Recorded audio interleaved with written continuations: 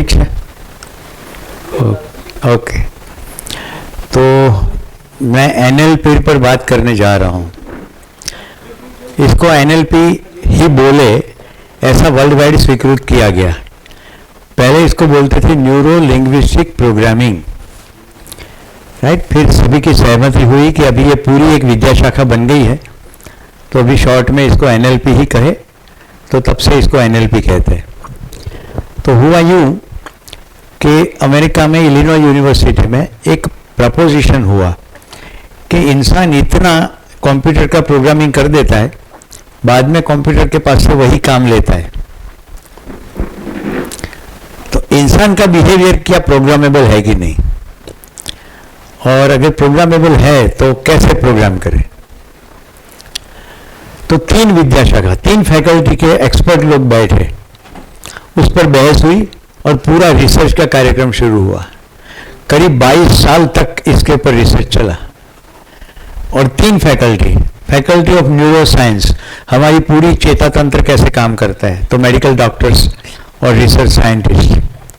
फिर लिंग्विस्टिक, यानी जो भाषा सिखाते हैं, तो जैसे कल भैया को मैंने पूछा था तो उन्होंने कहा कि तत्सम शब्द से ये है, तो कैसे भाषा बनती है, कैसे भाषा हम इंटरप्रेट करते हैं, वो सब चीज़ों पर काम करने वाले लिंग्विस्टिक वाले लोग बैठे। और तीसरे थे कंप्यूटर के एक्सपर्ट प्रोग्रामर। तो ऐसे 3 विद्या शाखा, न्यूरो लिंग्विस्टिक प्रोग्रामिंग। और फिर उन्होंने ढूंढ निकाला कि हमारी पूरी नर्वस सिस्टम प्रोग्राम की जा सकती है बाय लैंग्वेज। भाषा की वजह से हमारी पूरी सिस्टम को प्रोग्राम कर सकते हैं। कि तुम राइट हैंड उठाओ, उठा लिया। तो भाषा की वजह से उन्होंने बिहेव किया, क्योंकि उसके अंदर प्रोग्राम पड़ा था कि राइट हैंड उठाओ का मीनिंग ये रहता है। तो ये कॉमन आपने देखा ही होगा कि जैसे इंस्ट्रक्शन देते हैं वैसे लोग करते हैं। पर अगर मैं ये उर्दू भाषा में बोलूं तो वो नहीं उठाएंगे, क्योंकि उर्दू उसके अंदर प्रोग्राम में नहीं है। ये तो हो गई चॉइस ऑफ लैंग्वेज। फिर उसका कैसे बोलते हैं लैंग्वेज में, राइट। कि तुम फिर से हाथ ऊपर उठाओ, राइट हैंड उठाओ।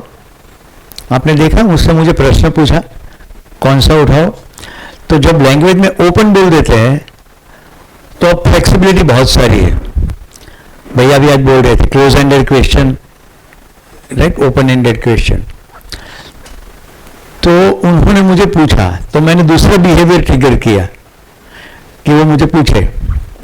अब फिर से कहता हूं कि तुम राइट हैंड उठाओ।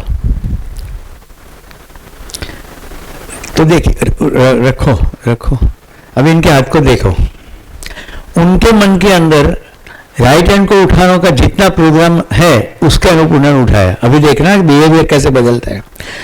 कि तुम बिल्कुल सीधा हाथ कर दो, बिल्कुल वर्टिकल एकदम।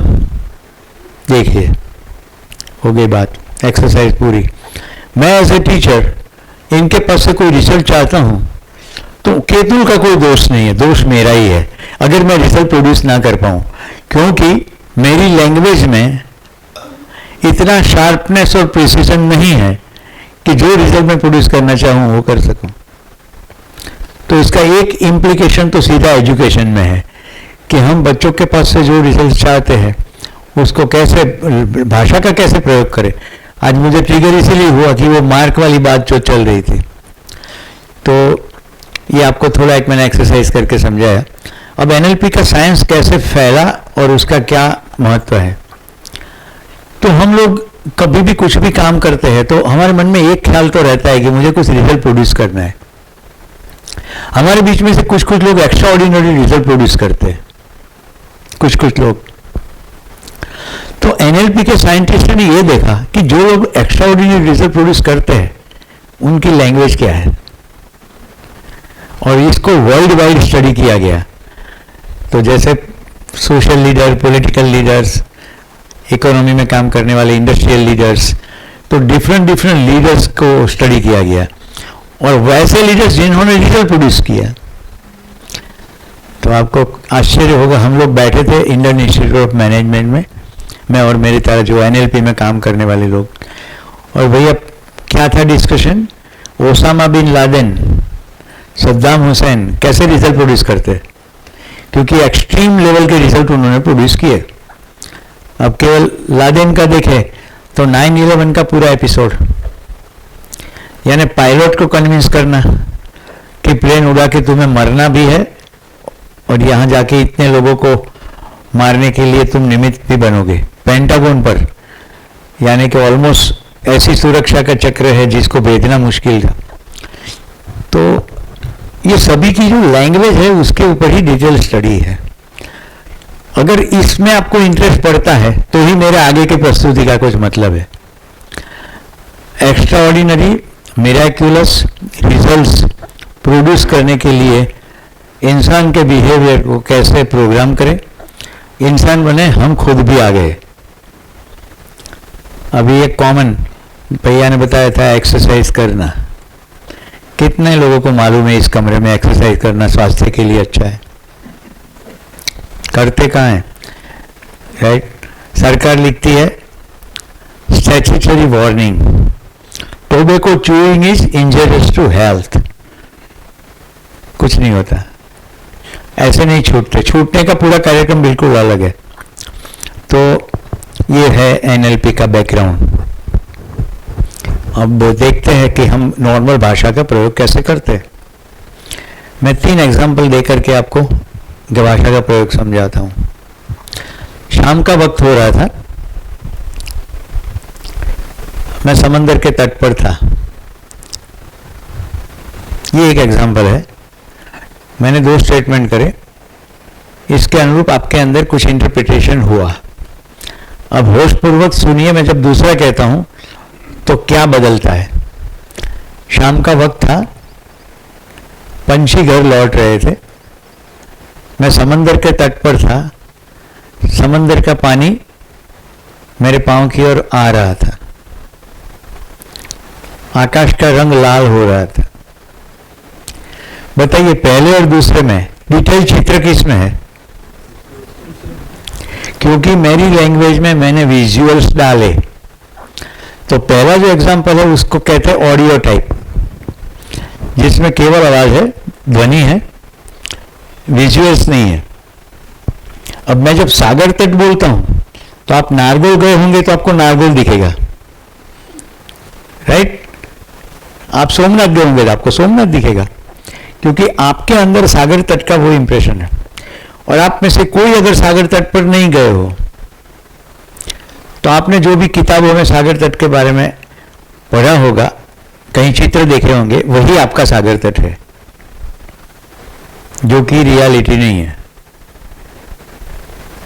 पकड़ में आ रहा है जयेश भाई? हमारा सागर तट बोलने से आपका वही सागर तट चलता है जो आपने देखा है। तो दो व्यक्ति का सागर तट सेम नहीं रहेगा, ओके। तो 2 व्यक्ति का सागर तट सेम नहीं है तो कोई परफॉर्मेंस करने वाली बात आएगी तो दोनों कैसे देखेंगे? बिल्कुल अलग तरीके से देखेंगे। अभी मैं कहूं कि आप सोमनाथ के सागर तट पे पांव डुबो के बैठिए, तो सोमनाथ में अगर आपने सागर तट पर सूचना देखी होगी कि दरिया बहुत रिस्की है, तो आप केवल इतनी इंफॉर्मेशन से मेरे बारे में सोचना शुरू कर दोगे, ये पागल है। और आपने नारगोल में पांव घंटों बैठे होंगे तो आप खुश हो जाओगे, अरे सुरेश भाई बहुत अच्छे इंसान है। हाँ, शिविर का आयोजन किया तो नारगोल में किया। वो सागर तट के प्रोग्राम के साथ सब कुछ और प्रोग्राम भी ट्रिगर हो जाएंगे और उसके प्रति आपके अंदर बहुत सारी संवेदना, भावना, उर्मियाँ, लागनी, वो सब होगा। और उसके अंतर्गत आपका मेरे साथ व्यवहार भी होगा, अगर निर्णय लेने की पल आई तो। जैसे हम सोमनाथ के समुद्र तट पर शिविर ऑर्गेनाइज कर रहे हैं और आप प्रकृति प्रेमी हैं और आपको समंदर में पांव डालना अच्छा भी लगता है, पर वहां की सूचना आपको मालूम है, तो आप क्या करोगे? नहीं जाना यार, समुद्र का क्या मतलब, वहां पांव अंदर जाने तो देते नहीं है, राइट। और मछली की गंध भी आती है, तो सडनली वो डिसीजन बदल जाएगा। वो एग्जाम्पल समझ में आया? अब मैं तीसरा बताता हूं, अपने अंदर देखिए क्या हो रहा है। शाम का वक्त था, मैं समंदर के तट पर था, पंछी घर लौट रहे थे, उसकी चहचहाने की आवाज में सुन रहा था। समंदर का पानी मेरे पाँव को आता, छूता और वापस जाता। मेरे पाँव में ठंडक का एहसास होता था। हल्का हल्का पवन चल रहा था, मेरे बालों में से गुजरता हुआ मैं बड़े सुकून का एहसास कर रहा था। आकाश लाल रंग का हो रहा था, बड़ा शांति भरा, खुशहाली का एक हल्का कर देने वाला माहौल था। मैं बहुत प्रसन्नता महसूस कर रहा था, शांति महसूस कर रहा था, सुकून महसूस कर रहा था। देखिए दूसरे और तीसरे में फर्क क्या है? अब जवाब बताओ मुझे। भाव, उर्मी, बताओ रवि। फीलिंग आई? कितनों को फीलिंग का थोड़ा आया?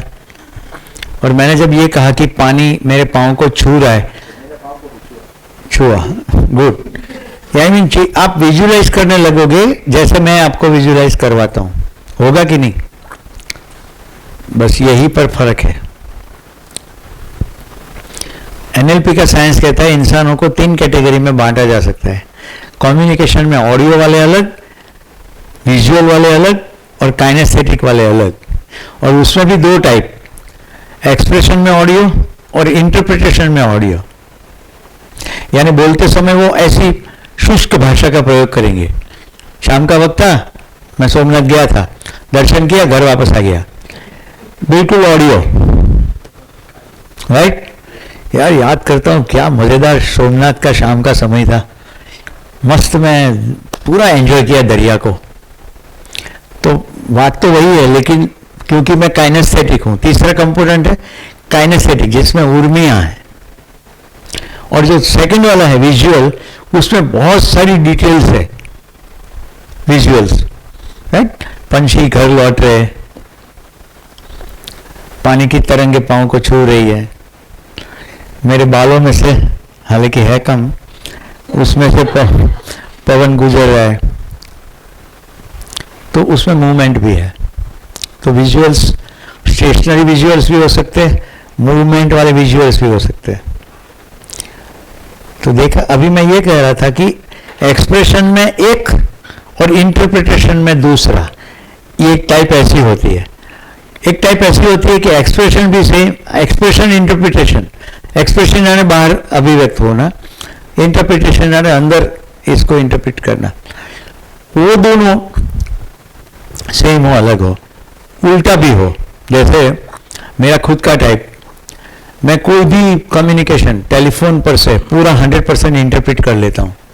तो मेरे लिए लेना इंटरप्रिटेशन में ऑडियो अपने आप में सफिशिएंट है, कोई विजुअल उसमें डाले कि ना डाले चल जाएगा। पर मैं एक्सप्रेशन में काइनेस्थेटिक हूँ। जिन लोगों ने मेरे को पहले भी सुना है, उसमें गाने आ जाते हैं, कविताएं आ जाती है, हाँ या ना? मैं आराम से किसी को गले लगा लेता हूँ, हंसता हूँ, ये मेरी टाइप है। तो जो भैया बोल रहे थे पर्सनालिटी टाइप, अभी देखिए इसको किया जाने की बात नहीं कर रहा हूं मैं। एनएलपी का स्टडी ये बताता है कि लोग कैसे बिहेव करते हैं और कैसे रिजल्ट प्रोड्यूस होते हैं। तो उन्होंने 3 कैटेगरी कर ली, ऑडियो, विजुअल, काइनेस्थेटिक।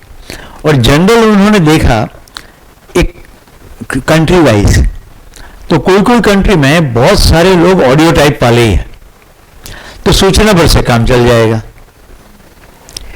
कंट्री बोले तो कोई सभ्यता, कोई एक्यूमुलेशन, कोई समुदाय। अब छोटे छोटे कंट्री है तो उसमें तो एक ही समुदाय है। और भारत जैसे कंट्री है उसमें आप साउथ डिफरेंट, नॉर्थ बिल्कुल डिफरेंट, तो इसको कैटेगराइज करना बड़ा मुश्किल है। अब ऐसे देखो कि जो समुदाय में ऑडियो की टाइप है वहाँ केवल सूचना से चल जाएगा। सूचना 2 प्रकार की, लिखी हुई, बोली हुई, चल जाएगी, सफिशिएंट है। पर जो सभ्यता जिसमें टाइप विजुअल है, अगर उसमें विजुअल्स ना डाला जाए, या तो विजुअल बना के दो अथवा भाषा में विजुअल डालो, तो कम्युनिकेशन पूरा नहीं जाएगा, क्योंकि उनका इंटरप्रिटेशन का स्टाइल विजुअल का है। एक मजेदार केस कहता हूं। यूनिसेफ के साथ में काम कर रहा था। यूनिसेफ का बिल्कुल ट्राइबल और रूरल सेक्टर में हेल्थ एंड हाइजीन का प्रोग्राम था। तो वो लोग कुछ प्ले कार्ड्स बनाए, आई मीन पोस्टर्स बनाए, फिर फ्लिप चार्ट बनाए, छोटे छोटे कार्ड बनाए और उनके फील्ड टेस्टिंग के लिए गए कि चलो ये मैटर से इनको समझाते हैं तो क्या रिस्पॉन्स आता है। तो जैसे वो फ्लिप चार्ट खोलते लोग जोर जोर से हंसते सुनने के बदले। तो क्या पकड़ में आया, उन्होंने फ्लिप चार्ट में आधा इंसान बनाया था। जैसे ब्रश करना है तो दिखाया ब्रश करता हुआ आधा इंसान, टेलीविजन में हम देखते हैं। आदिवासियों के लिए, रूरल के लिए जब टीवी नहीं था, उनकी स्वीकृति में नहीं था कि इंसान आधा हो सकता है, इंसान होगा तो पूरा ही होगा, तो हंसते थे। तो उनको पूरा बनाना पड़ा फिर से, जिसमें पूरा इंसान खड़ा रह करके ब्रश कर रहा है या दातुन कर रहा है। कितना सिंपल सा लग रहा है। अब टट्टी वाला बात, तो डेफिकेशन करते, फिर उससे नाखून में जाता है, फिर नाखून नहीं काटते तो फिर वो वाटरबोर्न डिजीज होते हैं। भैया बड़ा विचित्र है, लेकिन पूरे जब विजुअल्स मैंने फाइनल अप्रूव करके देखे, उसमें सभी को टट्टी करते हुए ग्राफिक्स बनाए गए, क्योंकि वो उसी को हमें जो जुगुप्सा लगती है उनके लिए वो जुगुप्सा नहीं है। जुगुप्सा समझते हैं ना, जैसे अच्छा ना लगे देखने में, सूग सूग गुजराती में ग्राफिक बनाए, लेकिन उन्होंने बनाए तब जाके वो मैसेज कन्वे हुआ। तो क्योंकि उनके अंदर वो था ही नहीं, तो फिर से ये जो था उसके अनुरूप कम्युनिकेशन डिज़ाइन करना पड़ा। तो चलिए मैं फिर से आता हूँ। तो अभी विजुअल वालों को विजुअल चाहिए और काइनेस्थेटिक वालों को फीलिंग्स, इमोशंस। अगर वो कम्युनिकेशन में नहीं जाएगा तो मेरा अपना केस बताता हूँ। अंबुजा सीमेंट मेरा क्लाइंट रहा, तो उनके मार्केटिंग के डेवलपमेंट के जो हेड थे मिस्टर वीके पंड्या, वो मुझे फ़ोन करके बोले कि अभी नेक्स्ट आपका प्रोग्राम रखना है, तो क्या कैसी अवेलेबिलिटी है। तो मैं फ़ोन में देख करके उनको डेट बोलूँ, फ़ोन रख दे, उसके बाद कोई कम्युनिकेशन कंफर्मेशन आया ही नहीं। हाँ हाँ हाँ सब करे, लेकिन कुछ हुए नहीं। जब उस कंपनी का एनएलपी का प्रोग्राम मैंने कंडक्ट किया और उसमें वो पार्टिसिपेंट थे, तो मालूम पड़ा डेट तभी फाइनल होती थी जब भी अभी मैं अहमदाबाद जाऊं, उनके ऑफिस जाऊं, वो मुझे गले मिले, हम लोग साथ में चाय पिए, फटाक से कैलेंडर खोले, खटखट खटखट डेट फाइनल। तो उन्होंने खुद का ढूंढ निकाला, वो काइनेस्थेटिक थे। डिसीजन देने में उसको इमोशंस, फीलिंग्स चाहिए। अब मैं यहां से बोल रहा हूं कैलेंडर सितंबर 12, 13, 14, लेकिन वहां लैंड नहीं हो रहा है। उसके बदले अगर मैं ये कहता कि 11 को गणपति चले जाएंगे तो तुम फ्री हो जाओगे, ऐसा कुछ डालता इमोशन वाला पार्ट, तो हो सकता था। लेकिन मैं आज तक मैं बताता हूं, मैं आपके साथ बात भी करूं तो मैं किसी को इवेल्युएट नहीं करता, राइट। पर उस समय जब मैं सीख रहा था तो 24 घंटा जब भी मैं जागा हुआ हूं, ट्रेन में, ट्रैवल में, रात में भी नींद खुल गई तो बिल्कुल मैं देखता कि व्यक्ति कैसे बोल रहा है। तो इससे बिल्कुल बिल्कुल पकड़ में आ गया कि कैसे एनएलपी काम करता है। अभी तक इंटरेस्ट पड़ा तो ही आगे बात करें। तो अभी मैंने मेरी टाइप आपको बता दी। मैं एक्सप्रेशन में काइनेस्थेटिक हूं और इंटरप्रिटेशन में ऑडियो। तो आपके मेरे पास से कुछ भी काम करवाना है ना, तो सिंपल ऑडियो मैसेज अथवा व्हाट्सएप इज इनफ। अब लोग क्या करते हैं, मुझे फोन करके, मैं नहीं जानता, मेरा पब्लिक नंबर हो गया, जेल की डायरी में सभी जगह छप गया है। जब मैं फ्री होता हूं तो फोन को रिस्पॉन्ड करता हूं, तो बोले सोम भैया की नेक्स्ट शिविर कब है, और मुझे उनको छोटा कोचिंग कैप्सूल देना पड़ता है। और मैं बड़े सरल भाव से कहता हूं कि भैया ये तो लिख भी सकते थे, मैं कहीं पर भी हूं तो आपको इमीडिएटली जवाब देते था, आप निर्णय ले लेते, 2-3 दिन तक आपको वेट नहीं करना पड़ता। आप भी अपने हिसाब से देख लीजिए, आप रिजल्ट प्रोड्यूस इसीलिए नहीं कर पाते क्योंकि आपका सेट है। एक आरजे सोमानी करके आईपीएस ऑफिसर हुए, अभी तो रिटायर हो गए हैं, वो मुझे कभी भी फोन करके कहे क्या छो, એટલે मैं जवाब दूं टॉयलेट में। वो बोले जितनी बार फोन करते हो तुम टॉयलेट में हो, तो मतलब तुम हर एक बार पूछते हो क्या छो, उसका क्या मतलब है।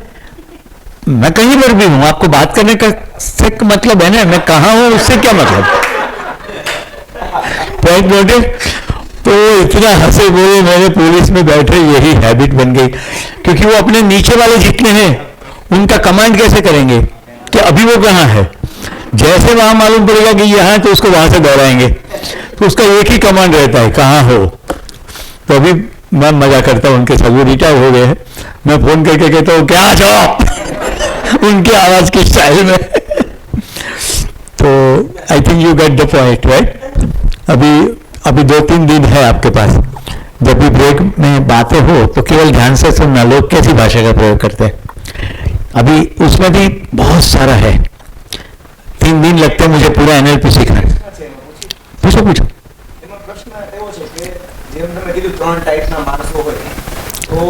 ત્રણ નહીં, મલ્ટીપલ, 3 મેઇન કેટેગરી છે, उसमें फिर परम्યુટેશન કોમ્બિનેશન, હા કોમ્બિનેશન પણ હોઈ શકે।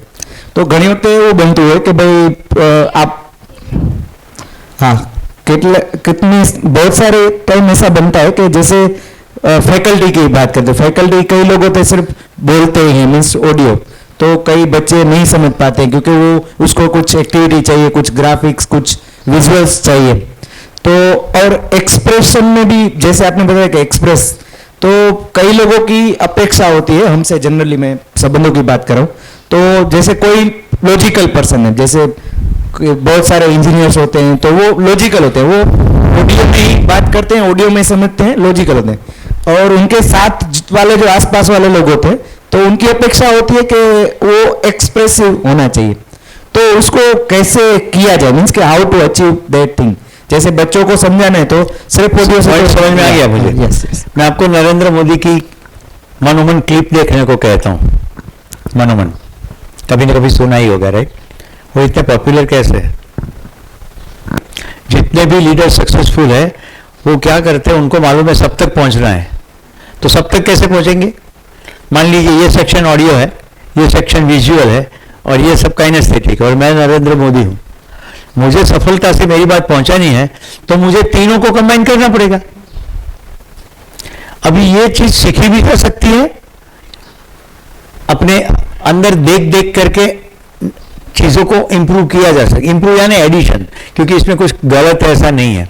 अभी मैं एनएलपी के प्री सपोजिशन आपको कहूंगा, वो बेसिकली वो कहते हैं कि किसी का इंटेंशन गलत नहीं है।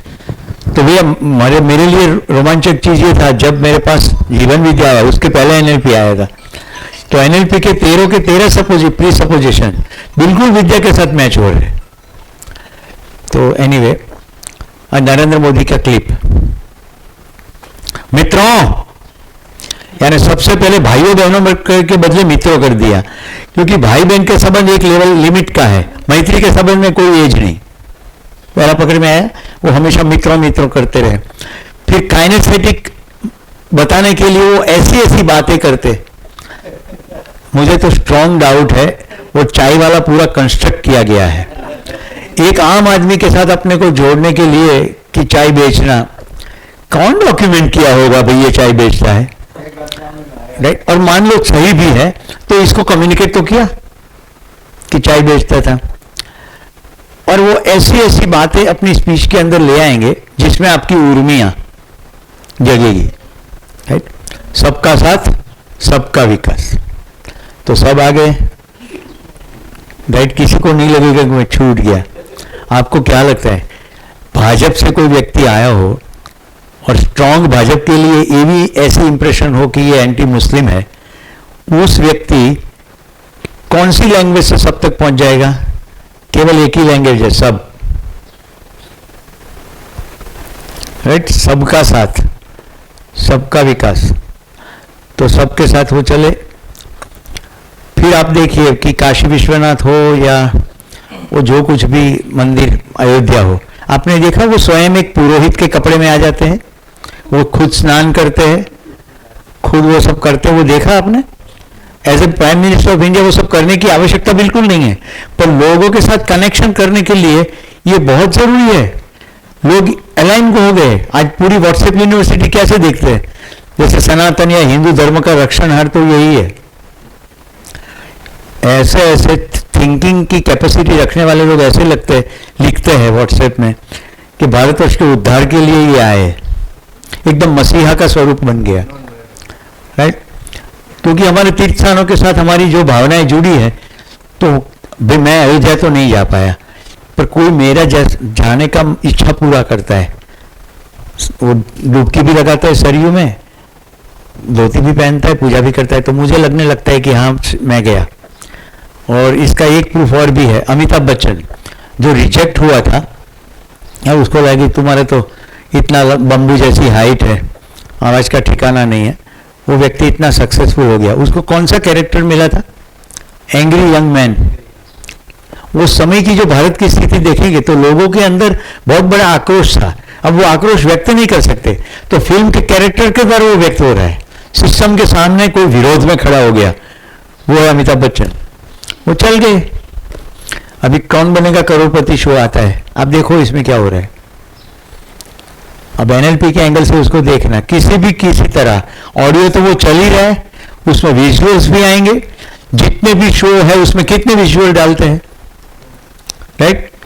और वो उर्मी आए, रिलेशनशिप ट्रिगर हो, इसके लिए वो सभा में बैठे लोगों के साथ बात कर लेते हैं, उनके माता पिता को किसी को बुला लेते हैं, ऐसा कुछ अपनी कुछ बात कर देते हैं, कहीं ना कहीं वो इमोशन को बीच में ले आते हैं। तो ये एनएलपी का स्टडी ऐसे कहता है कि सक्सेसफुल कम्युनिकेटर वो तीनों का प्रयोग करते हैं।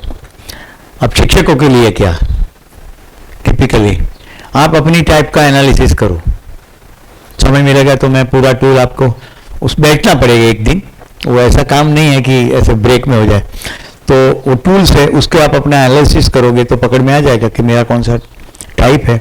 तो जो मिसिंग है आप उसके अंदर डालो, जैसे आप केवल ऑडियो हो तो विजुअल डाल दो। काइनेस्थेटिक, हर एक टीचर को बच्चे को टच करना चाहिए। अब देखिए हम रूरल सेक्टर में जाएंगे ना, तो कैसे लोग मिलते एक दूसरे को, एक तो बहुत कॉमन है गले मिलना, हाँ के ना, और हाथ भी ऐसे मिलाते हैं, और पांव छूने की तो परंपरा है ही पूरे देश में लगभग, तो कहीं ना कहीं टच है, काइनेस्थेटिक में टच है। जो मैंने पंड्या जी का उदाहरण दिया, वो मुझे गले मिलते, हम साथ में चाय पीते, खटखट खटखट कैलेंडर खुलता और प्रोग्राम के डेट्स फाइनल हो जाते। तो ऐसे इमोशन के तत्व को कैसे क्लास में ले आए, सोचो। तो आपके बच्चे भी तो टाइप वाले होंगे। मैं मेरे बेटे के साथ एक्सपेरिमेंट किया, वो जब इंजीनियरिंग में आया तो उसका डेस्क जैसे नॉर्मल होता है वैसे अनटाइडी डेस्क रहा करता था। तो ऑडियो टाइप में मैंने कहा कि बेटा इसको ऑर्गेनाइज करो, कुछ नहीं हुआ। मैंने विजुअल और काइनेस्थेटिक दोनों कंबाइन करके उनको कहा कि देखो ये किताब लाइन में हो, पेंशन के अंदर पेन हो, इंजीनियरिंग के रूलर है उसको ठीक ऑर्गेनाइज हो, तो तुम्हें सब सरल मिले, देखने में कितना अच्छा लगे, और मुझे भी बहुत संतोष होगा कि मैं जितना ऑर्गेनाइज हूँ मेरा बेटा भी इतना ऑर्गेनाइज।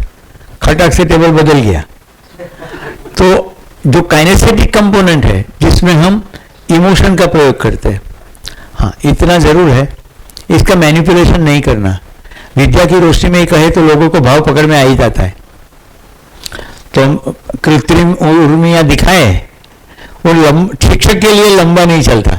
कोई इक्कत दुक्कत कम्युनिकेशन में हो जाए, रिजल्ट मिल जाए, लेकिन शिक्षक को तो डेली विद्यार्थियों के साथ काम करना है।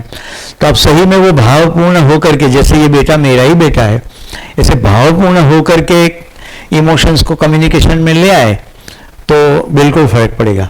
तो ह्यूमन टच, पश्चिम में इसके ऊपर काफ़ी काम हुआ है कि किसी को ग्रेटिट्यूड एक्सप्रेस करना है तो भी ह्यूमन टच हो, और रिप्रीमेंट करना है तो भी ह्यूमन टच के साथ करना चाहिए कि देखो तेरी बात ये अच्छी नहीं लगी मुझे, वो टच करके कहना है। तो दिस इज समथिंग अबाउट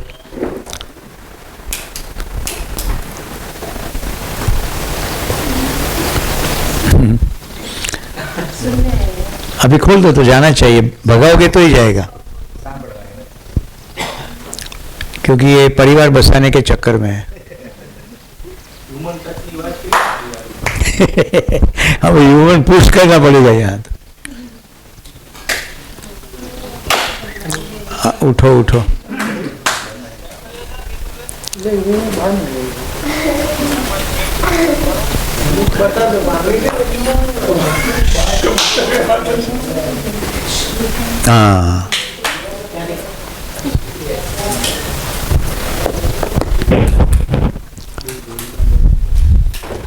और एक अच्छा रिजल्ट जो मैंने प्रोड्यूस किया वो मैं शेयर कर दूं। पहले तो ऐसे व्यक्ति को मैं क्लास में बुलाता था, पर कोरोना में उसका शरीर शांत हो गया। उसका नाम जयदीप वाइडा, द्वारका में गुगली ब्राह्मण रहते हैं, वो सभी वाइडा सरनेम वाले होते हैं। उनके एक पुजारी का ये बेटा, और अभी जिस पंड्या जी का मैंने जिक्र किया उनके वो मित्र थे धनंजय भाई, उनका वो बेटा। तो क्योंकि मेरे सीमेंट कंपनी में काम चलता था और वो भी सीमेंट में ही थे, धनंजय भाई भी, तो ऐसे थोड़ी परिचय हो गया।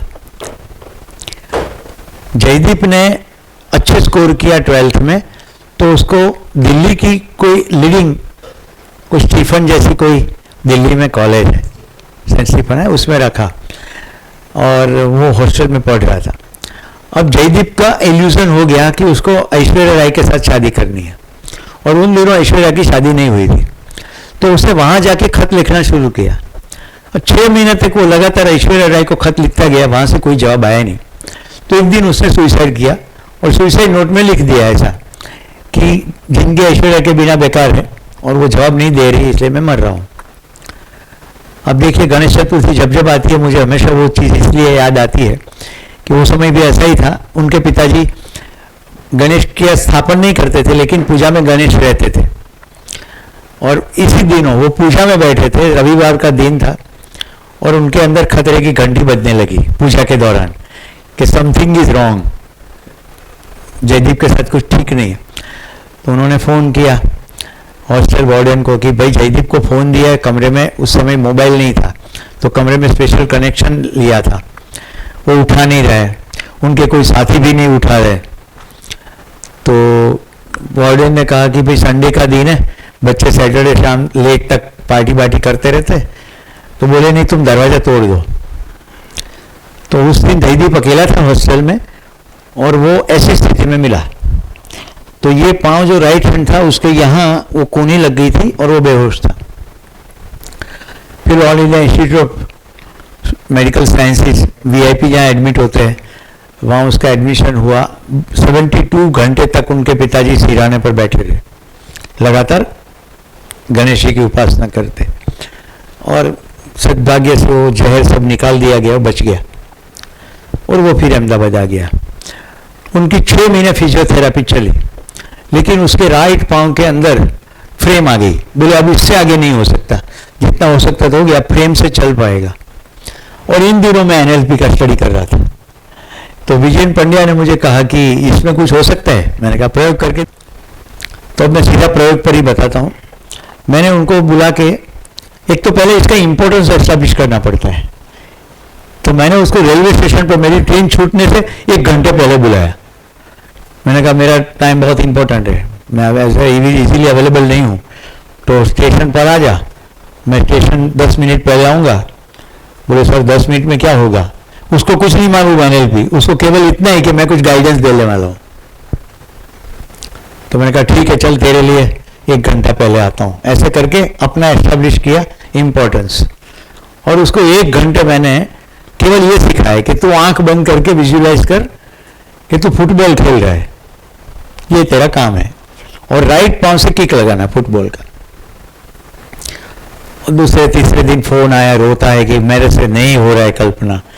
तो मैं कहा कोई बात नहीं, पहले लेफ्ट से किक करना शुरू कर। 3-4 दिन लेफ्ट से लगा, फिर धीरे से राइट हो जाएगा। तो फिर उसने मनोमन राइट से किक लगाना शुरू किया। अब प्रक्रिया शॉर्ट करता हूँ, 3 महीने लगातार ये प्रक्रिया चली, जिसमें उसको किक लगाना है। फिर इंटरस्ट्रीट एक जागृति पार्क है और एक शांति पार्क है, 2 सोसाइटी के बीच में फुटबॉल की मैच चल रही है। यहाँ की टीम में जयदीप लीडर है, राइट, यहाँ की टीम में शैलेंद्र सिंह लीडर है। ऐसे करके 2 टीम बनवाई आर्टिफिशियल, काल्पनिक, उसमें खेलना है। फिर धीरे धीरे इंटरस्टेट, विजय भाई यहाँ तक कि अहमदाबाद का स्टेडियम है ना, उस समय मोटेरा नहीं था, मोटेरा था लेकिन इतना बड़ा नहीं था, अभी नमो हो गया। स्टेडियम में इंटरस्टेट खेलना है, उसमें सब कुछ डाला मैंने, कलरफुल कपड़े, ऑडियंस के अंदर सभी लोग चिल्ला रहे जय दीप ऐसे आवाज, आइसक्रीम पॉपकॉर्न वो सब पिक्चर अंदर चल रहा है और ये इसके पाँव में झटके शुरू हुए। दूसरा पूरा प्रोग्राम बदलना था मुझे, तो उनके माता पिता को बोल दिया कि घर बदल दो, और लाचारी बिल्कुल ना रहे। जैसे जयदीप का टॉवल उसकी मम्मी रखती थी बाथरूम में, तो मैंने कहा नहीं रखना है, वो खुद अपना टॉवल लेगा, राइट, फ्रेम के साथ चलेगा, कुछ नहीं करना तुम्हें, अपनी थाली भी खुद परोसे। तो धीरे धीरे वो घर इसलिए बदलना जरूरी था कि जहां पुराना घर था लोग यही पूछते जयदीप का तबीयत कैसा है। या मैंने कहा था पहले ही जाते ही स्टोरी बोल दो पड़ोसी को नए घर में, और ये सब ऐश्वर्या की स्टोरी बोलने की जरूरत नहीं है, सिंपल से बोल देता अकस्मात हुआ था, बाकी सब ठीक है, बस इतना ही, तो ज्यादा कोई पूछे नहीं। ध्यान है मैंने पहले दिन आपको कहा था कि कोई मेरी खबर ना पूछे, ये एनएलपी की वजह से। क्यों मुझे बार बार याद दिलाना कि मैं ठीक नहीं हूं, जबकि मैं अपने अंदर बिल्कुल ठीक हूं। तो एनीवे, तो उसके आसपास स्टोरी करी गई पॉजिटिव, अंदर तो वो चल ही रहा था। और फिर जब झटका आया तो मैंने कहा अब आज सेलिब्रेशन का दिन है, मिठाई बांटो, पार्टी करो। फिर मनोमन साइकिल चलाना, धीरे धीरे उसकी फ्रेम में मूवमेंट शुरू हुई, फ्रेम निकाल के वो पांव चलाने लगा। बाद में यहां तक स्थिति पहुंची कि वो साइकिल, फिजिकल साइकिल चलाने लगा, यानी ऑलमोस्ट पांव नॉर्मल हो गया। अभी भी ऐश्वर्या का भूत निकालने का बाकी था, मेन भूत, क्योंकि वो प्रोग्राम के साथ वो जुड़ा था ना, उसको जिंदगी मीनिंगफुल लगनी चाहिए। ये ठीक हो गया, लेकिन उसके अंदर वो निराशा का चक्र तो था ही। तो वो एक तरफ में उसको पॉजिटिव स्टोरी जिसमें ऐश्वर्या नहीं था, जिंदगी की अच्छी अच्छी कहानियां, जो कि सही लोग, राइट। ऐसे मेरे जिंदगी में ऐसे बहुत सारे लोग हैं जिन्होंने बहुत ग्रेट काम किया हो, तो वो सभी लोगों की मैं स्टोरी, जब जरूरत पड़े किसी का फोन नंबर, जैसे मैं आपको बताऊं ना कि इतने इतने लोगों को स्कूल में लाना है, एंजल में, अपने तालेगढ़ में जैसे ले आए थे सुधा पांडे को, हसमुख पटेल को, ऐसे तो ऐसे फिजिकल लोगों के साथ उनकी बातें करवाई। अल्टीमेटली मैंने जुगाड़ कर दिया। आशीष विद्यार्थी करके फिल्म एक्टर है, काफ़ी सीरियल में आता है और नेगेटिव रोल में भी आता है। वो मेरे प्रोग्राम में बम्बई में एक बार पार्टिसिपेंट था, तो उनकी वजह से मैं ऐश्वर्या राय के पीए तक तो पहुंच गया। और मैंने कहा कि ऐश्वर्या बहन को इतना सूचना दो कि एक जिंदगी का सवाल है, वो केवल 5 मिनट के लिए भी फोन पे आए, पूरा कन्वर्सेशन स्ट्रक्चर कर दिया, जरूरत ही नहीं पड़ी उसकी। उसको बिठाया और मैंने पीए को फोन लगाया कि भाई ऐश्वर्या राय का नॉर्मल खर्चा क्या है, दिनचर्या क्या है, वो जरा मुझे साथ शेयर करो, उसमें फिर हम समय निकाल के जयदीप उनके साथ बात करेगा। मैंने वो पीए को पहले से बोल रखा था कि तुम मसाला डाल डाल के ऐश्वर्या के बारे में बताना, है जो कि सही नहीं है। जैसे भी सुबह ऐश्वर्या उठती है तो 3 मसाज वाले आ जाते हैं, सबसे पहले उसका मसाज होता है, फिर उसका मेकअप होता है। अभी मेकअप जो फ्रांस से आता है तो उसका नेल पॉलिश का 50,000 रुपया खर्च रहता है, ऐसा वो खर्चा, शाम तक का पूरा खर्चा। फिर मैंने कहा ठीक है, इसमें लगता है कि आफ्टरनून में थोड़ा 10 मिनट टाइम मिलेगा इनको, तो अभी हम होटल में बैठे हैं, आज 2:30 बजे फिर से फ़ोन करेंगे, हो जाएगा बात दीदी से? बोले हो जाएगा। फिर मैंने जयदीप को कहा कि तेरे पास ताकत है इसकी लिपस्टिक का खर्चा निकालने की? गुजराती में कहूँ છું, जयदीप गुजराती है, तो હું નીકળી પડી તો પ્રેમ કરવા, હા લિપસ્ટિકના તો ઠેકાણા નથી, તેવડ તો છે નહીં 5 રૂપિયા કમાવાની, અને ઐશ્વર્યાને પ્રેમ કરવા નીકળી ગયો, ત્યારે તાકાત તો કર, ઐશ્વર્યા હું એની મમ્મી બી આવશે પ્રેમ કરવા।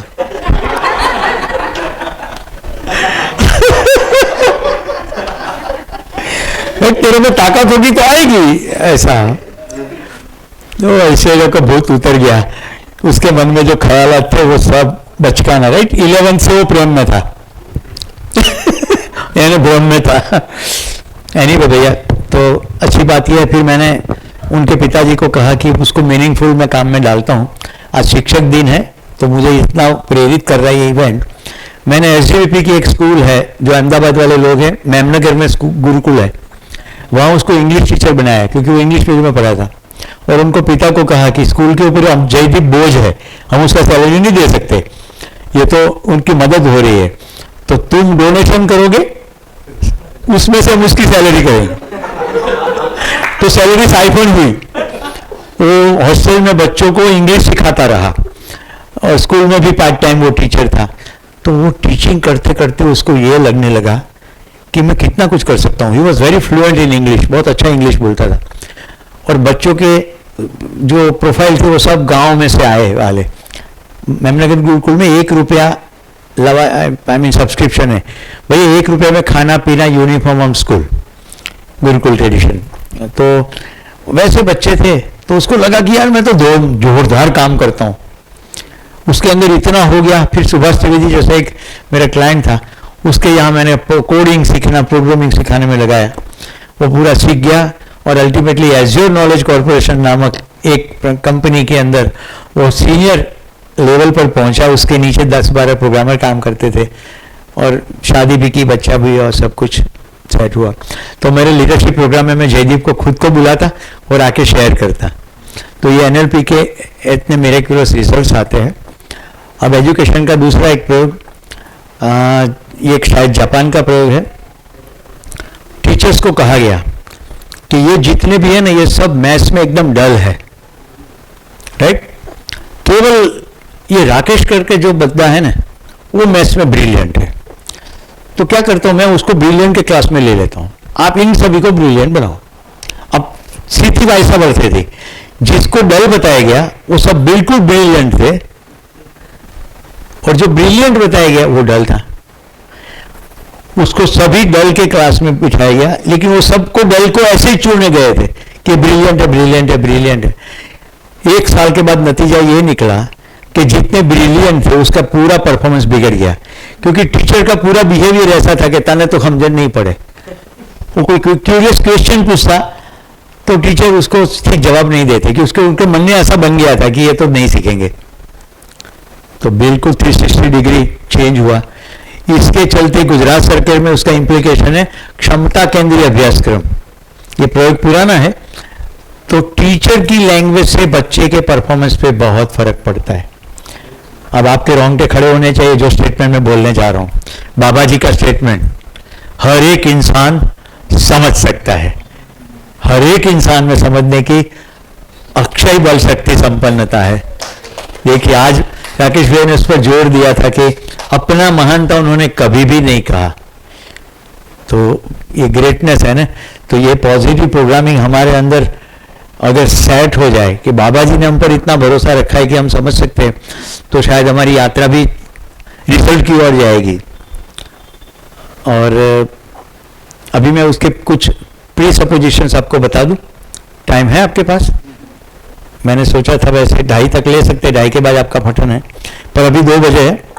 13 प्री सपोजिशंस ऐसी चीज है जो लिखने वाले से आपको जिसको जाना हो जा सकते हैं, क्योंकि ये कोई फर्जियत नहीं है, तो वॉलेंटरीली है। तो ये प्री सपोजिशंस है। उसके लिए कहा गया है कि इसको ट्रूथ ना माने, ये फाइनल ट्रूथ नहीं है, पर अगर इसको सच्चा मानेंगे तो ये रिजल्ट प्रोड्यूस करेगा। हालांकि उसमें देखने से मालूम पड़ता है कि बहुत सारी चीजें जीवन विद्या से नजदीक है। Number 1, people respond to their experience not to reality.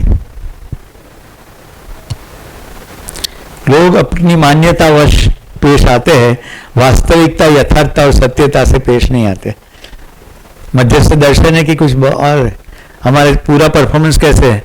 बिना बिफोर जागृति भैया, मान्यता से ही पेश आते हैं ना, हैं? हम मान ही रहते हैं। तो लोग अपने एक्सपीरियंस से, मैंने आपको बहुत सारे एग्जाम्पल देके कहा, people respond to their experience, समुद्र तट वाला, not to reality itself. Second, having a choice is better than not having a choice. कुर्सी और गद्दे है ना, that is better than only कुर्सी और ओनली गद्दा, क्योंकि चॉइस हो गई कहाँ बैठे। कहिए दोपहर में इसको खिसकाया, एक अलग चॉइस क्रिएट की, क्योंकि उसके लिए भी चॉइस थी, कैमरामैन, राइट। और शैलेंद्र भाई को मैंने पीछे से आगे खींचका है, क्योंकि वो पीछे ही बैठते और पीछे बैठ के ऐसे सवाल पूछते जो समय सवाल भी समझ में नहीं आते और जवाब में उलझ जाते, हेल्प भी नहीं लेते, बार बार उनको कहना पड़ता। देखिए, एक मित्र के साथ मजाक की जा सकती है, ऐसे मैंने मजाक की है। हालांकि सवाल से हमारे तो ध्यान खींच ही जाता था कि कहां से क्या चल रहा है। तीसरा, people make the best choice they can at the time. कोई भी समय पर व्यक्ति उसको जो बेस्ट लगता है वही करता है। भैया इसको शुभ की आकांक्षा बोलते हैं, सही की इच्छा, वो सब अपने अंदर है लेकिन करते नहीं है मान्यता के वश। चौथा, पीपल वर्क परफेक्टली। लोगों को ऐसा ही लगता है कि वो तो ठीक ही कर रहे हैं। अपना इंटेंशन सही लगता है कि नहीं? सभी को अपना सही लगता है, दूसरे का एक्शन के ऊपर हम उनके इंटेंशन पर डाउट करने लगते हैं। पांचवा, all actions have a purpose. सभी एक्शन के पीछे कोई हेतु रहता है, बिना हेतु कुछ नहीं होता। जब अखंड समाज सार्वभौम व्यवस्था की बात करते हैं तो हम सबका जब तक हेतु एक ना हो समझ के ही इस स्थिति को पहुंच सकते हैं, तब तक अध्ययन में भी गति नहीं होती। तो हेतु की एक वाक्य था। अभी हम एंजल में जो काम कर रहे हैं वो यही है, people work with perfectly and people work with a purpose. Every behaviour has a positive intention. Every behaviour has a positive intention. फिर ओसामा बिन लादेन भी यही कि स्वर्ग मिलना है ना, और सबको हूर मिलनी है, वो पॉजिटिव इंटेंशन जो मान रखा हो। The unconscious mind balances the conscious, it is not malicious. विद्या में यह कहा गया कि बुद्धि में गलत चीज नहीं जाती है, वो try to balance is the conscious, it is not malicious. उसमें कुछ गलत नहीं है, खराब नहीं है। आठवां, the meaning of the communication is not simply what you intend but also the response you get. दोपहर गद्दे के समय में मैंने एक स्टेटमेंट यूज किया था कि सब बोलेंगे तो कैसे होगा, मुझे लीड करने दो। ध्यान है आपको? आप कम्युनिकेशन ऑल्टर नहीं करोगे तो रिजल्ट ऑल्टर नहीं होगा। तो रिजल्ट ऑल्टर करना है तो आपको कम्युनिकेशन ऑल्टर करना पड़ेगा। हमारे पास कम समय और रिजल्ट प्रोड्यूस करना हो तो कई बार शासन जैसी भाषा का प्रयोग करना पड़ता है। उस समय ये ध्यान रहे कि अपने अंदर भाव खराब ना हो, पर भाषा तो करनी पड़ेगी। आप मेरे साथ अगर रेलवे पर आओगे तो कभी आप ताज्जुब कर पाओगे और टाइटल लगा दोगे कि सुरेश पटेल को कोई अधिकार नहीं है प्रबोधन करने का। मैं रेलवे स्टेशन पर बिल्कुल पुलिस ऑफिसर बन जाता हूं, क्योंकि हमारे यहाँ क्या होता है, वो उतरे उसके पहले तो लोग घुसने की चेष्टा करते। हाँ कि ना? अब वंदे भारत शताब्दी जैसी ट्रेन हो और वहां जाके मैं प्रस्ताव करूं कि हे बोनी भाई, ये ट्रेन सबके लिए उपलब्ध है, आप इंतजार करो, सब उतर जाएंगे फिर हम चढ़ेंगे। तो मैं स्टेशन पर ही बोलता रहूंगा, ट्रेन चल जाएगी। तो उस समय क्या करना पड़ेगा? अपने देश किए बिना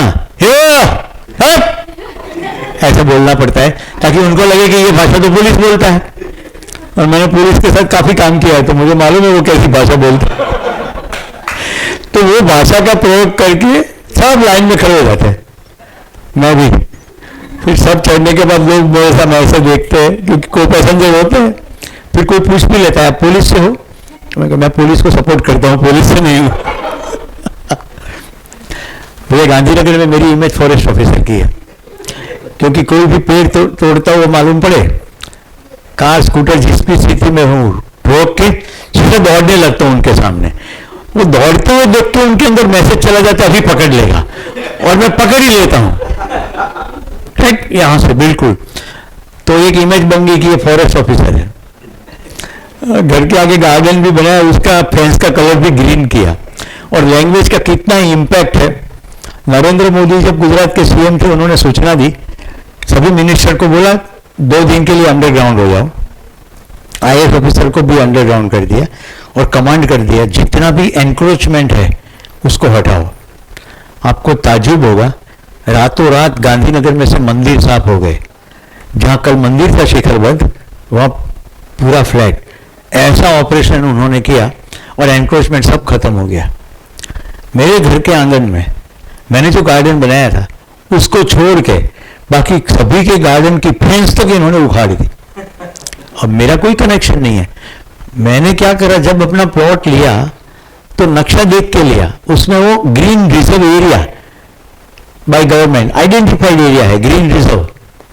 तो मैंने वो ग्रीन रिजर्व में ही प्लांटेशन किया, वो तो उखाड़ नहीं सकता। अच्छी बात यह है मैंने उसके ऊपर ग्रीन कलर भी किया, फेंस फॉरेस्ट डिपार्टमेंट वाले करते हैं, क्योंकि ग्रीन पूरा ग्रीन है तो ग्रीन ही अच्छा लगे। ये सब सफाचट हो गया। उसके 6 महीने बाद सरकार का एक मैगजीन आता है, गुजरात सरकार इश्यू करती है मैगजीन, उसकी टीम आई, हम लोग घर पे नहीं थे, उन्होंने पूरा कैमरा चलाया, सब रिकॉर्ड किया और नेक्स्ट मैगजीन में इश्यू आया कि गुजरात सरकार का वन विभाग का अद्भुत कार्यक्रम, एक ही जगह पर सभी पवित्र वृक्ष और सभी लुप्त प्राय वृक्ष एक ही जगह पर लगाया। अब मेरा गार्डन एंडोर्स हो गया, ये सरकारी है, अब कोई ताकत नहीं कोई इसको उखाड़े। देखिए ये लैंग्वेज की ताकत है। तो क्योंकि वो ग्रीन कलर लैंग्वेज है ना, फॉरेस्ट डिपार्टमेंट की नर्सरी आप देखोगे उसको वो ग्रीन कलर करते हैं, उन्होंने इंटरप्रेट कर दिया फॉरेस्ट डिपार्टमेंट की। तो प्री सपोजिशन को पूरा करूं जो मैं कुछ बोला था। Meaning of the unconscious mind balances the conscious, it is not malicious. The meaning of the communication is not simply what you intend, but also the response you get. परछावन पकड़ में आया। हम जो बोलते हैं उसका मतलब ये नहीं है कि जो हम इंटेंड करते हैं, जो रिस्पॉन्स आता है वही उसका मतलब है। जैसे मैंने केतुल को कहा राइट हैंड ऊपर करो, उसने ऐसे किया, अब मेरा इंटेंशन तो था वो ऐसा करे, तो रिस्पॉन्स ये आया, तो मेरे कम्युनिकेशन का मीनिंग ये रिस्पॉन्स बताता है। तो जब हम रिजल्ट प्रोड्यूस नहीं कर सकते तो उसका केवल मतलब यही है कि हमारे कम्युनिकेशन हमने जो डिजाइन किया वो हमारे इंटेंशन के अनुरूप किया, लेकिन उसके अंदर वो इंटरप्रिटेशन में नहीं गया, तो उसको कैसे इंटरप्रिटेशन में जाए वैसे हमें कम्युनिकेशन डिजाइन करना पड़ेगा। तो आप एडवर्टाइजमेंट में शायद भैया मेरे साथ सहमत होंगे, पहले एडवर्टाइजमेंट में कोई हीरो हीरोइन का चलन ज्यादा रहता था, उसके बाद धीरे धीरे ये लोग बच्चों को ले आए। आज पूरी एडवर्टाइजमेंट का आप देखोगे पहले थोड़ा, बच्चे भी है, बूढ़े भी है, महिला भी है, यहां तक कि नौकर भी है। कोई टिपिकल प्रोडक्ट की एडवर्टाइजमेंट के लिए नौकर को भी दिखा देते हैं, राइट। और फिल्म हीरो कुछ एक और हीरोइन कुछ एक प्रोडक्ट को छोड़ के एडवर्टाइजमेंट में हिस्सा नहीं लेते थे। आज वो अक्षय खन्ना हार्पिक लेके आपके घर आ जाता है, राइट, वो टॉयलेट साफ करके दिखाता है, क्योंकि इनको मालूम पड़ गया कि रिजल्ट प्रोड्यूस करना है ना, तो लोग जो भाषा पसंद करते हैं उसी भाषा में कहना पड़ेगा कि भाई अक्षय खन्ना भी हार्पिक यूज करता है, चलो मैं भी करूं। अब वो हेमा मालिनी आरओ का पानी पीती है, वो पहले कपड़े सुखाती थी, तो ये थोड़ी कपड़े धोती होंगी।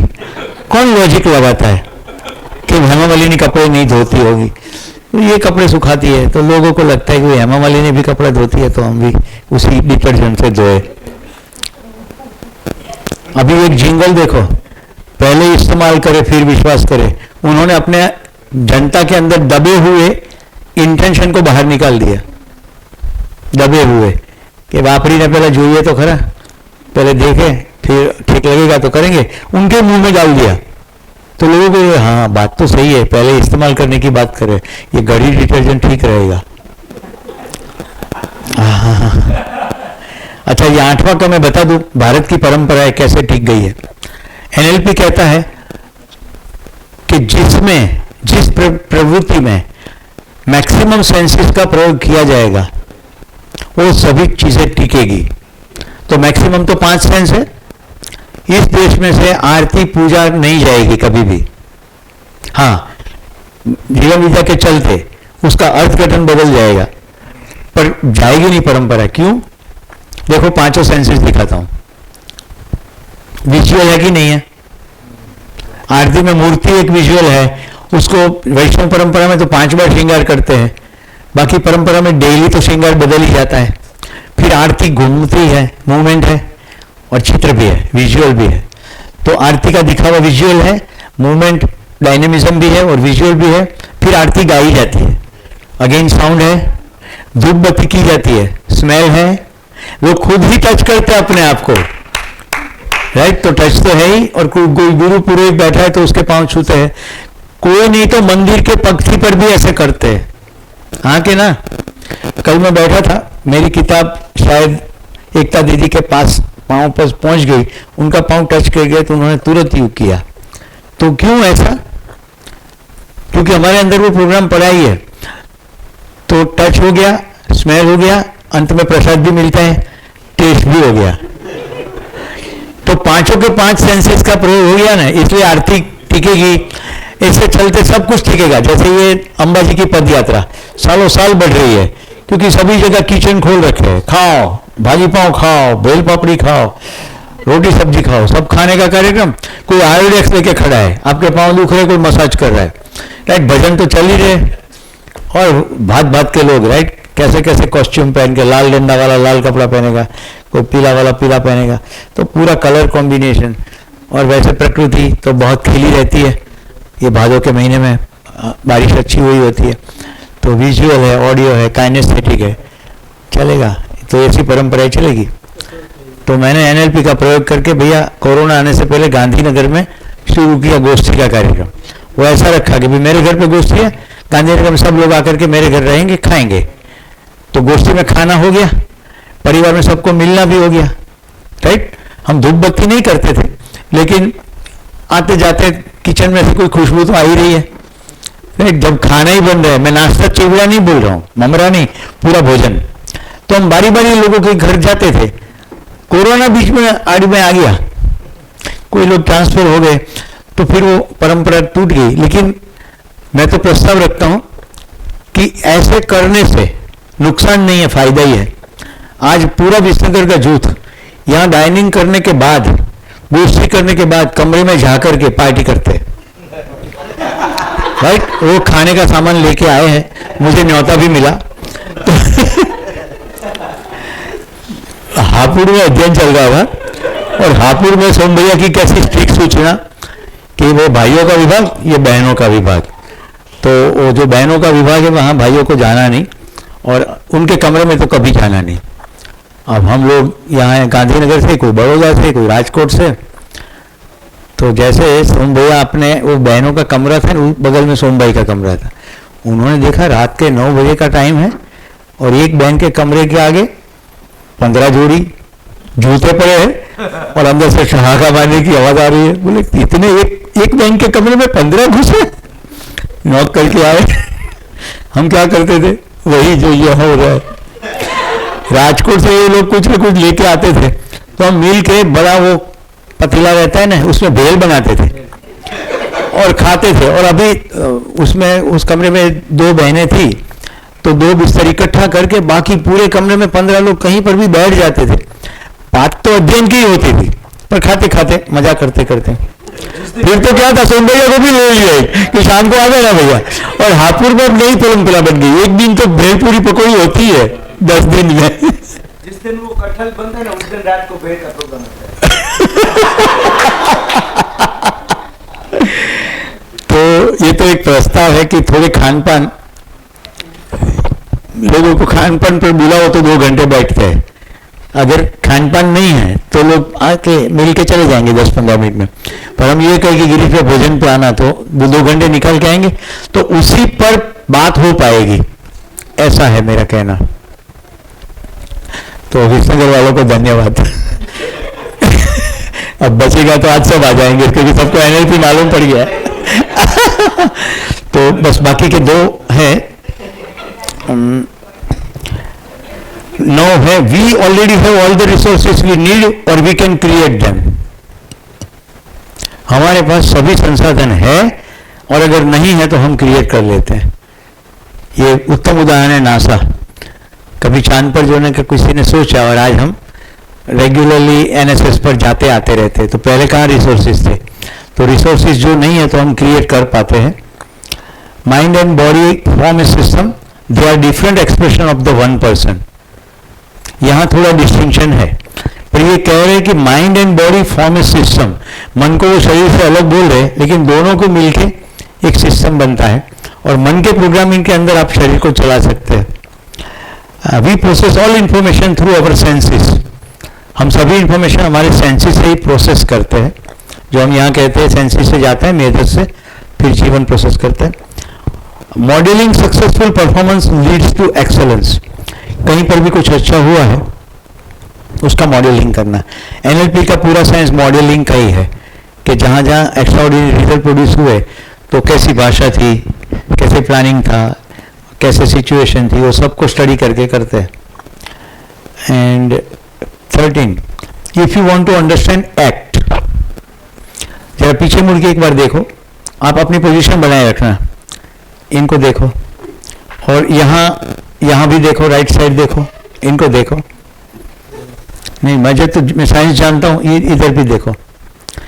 ये रखने से ये होता है, इस कमरे में गद्दे नहीं होते और केवल कुर्सियां होती तो किसी भी कीमत पर ये लोग ऐसी स्थिति में नहीं बैठते, और ये बिल्कुल ऐसे नहीं होता।